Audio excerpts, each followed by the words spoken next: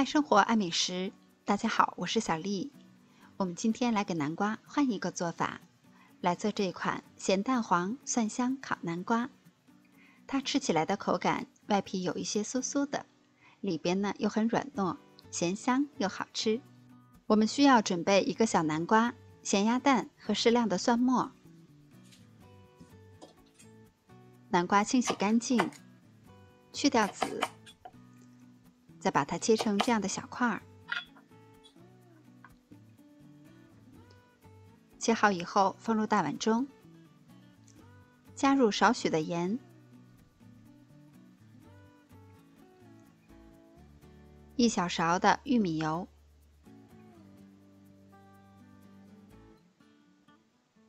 先搅拌搅拌，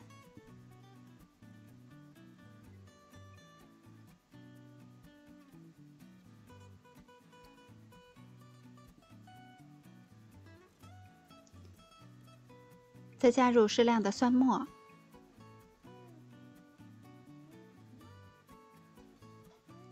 一小勺的面粉。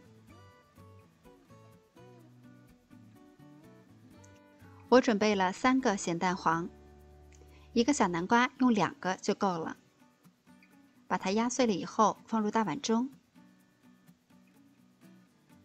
可以戴上手套，把所有的材料抓拌均匀。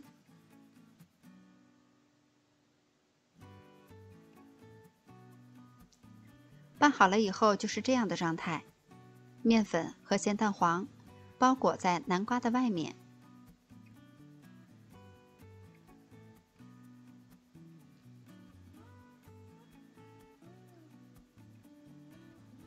再把南瓜一块一块的摆到烤盘中。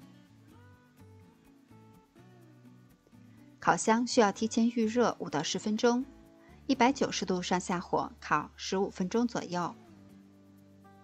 因为烤箱之间是有差异的，所以具体的温度和时间还要根据实际情况来适当的调节。烤到南瓜的外层已经起酥，边缘微焦就可以出炉了。南瓜这样做味道还是很好的，吃上去外面有一层薄薄的酥，里边又很软糯，有咸蛋黄和大蒜的香气，味道好吃极了。喜欢的小伙伴们也快动手试一下吧。我是小丽，明天见。